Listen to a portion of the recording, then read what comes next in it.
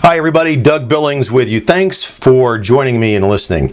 I want to talk to you today about some concepts that involve both a mixture of your personal life and your professional life, especially if you are a leader or if you want to be a leader in the business world or as an entrepreneur or in any fashion managing or working with and leading people.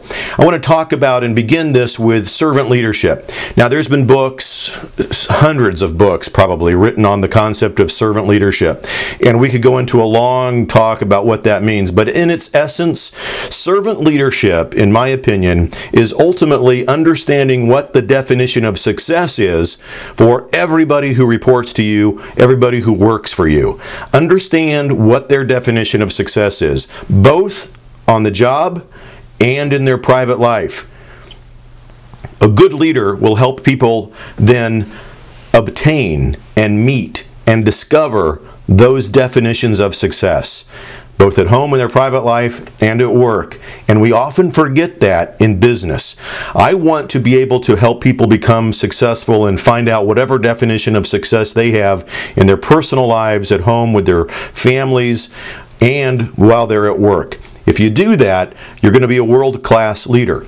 The second thing is that we have to have a sense of empathy and compassion with regards to the people that we manage and with whom we work. Empathy and compassion factors into a good leader's mantra and personal approach in examples such as this. Most companies have what they call a progressive discipline policy. There's 3 or 4 steps or whatever, and a lot of managers and leaders fall into the trap where they see a specific employee progress through the steps, and once they get to the last step, the 3rd or the 4th step or whatever your particular policy says is the last step, that manager or supervisor will go, "Yes! Finally, I've got him. I can kick him to the curb now. We can get rid of this guy or this gal. They've gone through the system. They're at step 4. See you later." That's not what progressive discipline is meant to do, my friends. Progressive discipline is a mechanism that is supposed to be used to save careers, not end them. So we need to change perspectives from those managers and supervisors who think that it's a way to kick people to the curb, because that's not at all it. It doesn't fit into the mantra and the philosophy of servant leadership. It clearly is not a good way to lead people, and you will, and words are important, you'll never become a world-class leader or an organization if you possess that mindset. So there's a lot of things that are myths in the world and in the way that we run business. One myth is that people just don't like change. Don't believe it.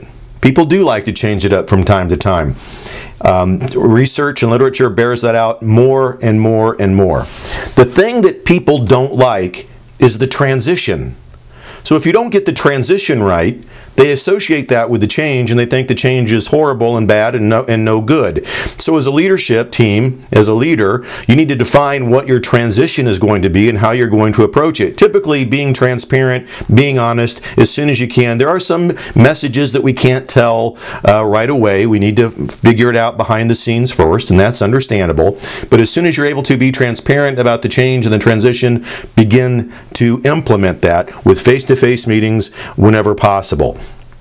And then finally, with regards to all of this servant leadership, what we have to begin to do as leaders is begin to change our mindset amongst ourselves and the workforce from what can I get, what can I get from this job or this relationship, to a perspective of what can I offer. And once we get there, once we get to a perspective where we can finally say that, I'm not so much concerned with what I can get, I want to know what I can offer this company or this relationship in my private life. Once you do that and you couple that with meeting and understanding the definition of success with your people and helping them achieve that, you begin to enter into people's lives at key moments and make differences for the better, which ultimately is what we want to do as leaders, to enter into people's lives at key moments and make differences for the better. Ponder that and think about it, and ultimately, believe it.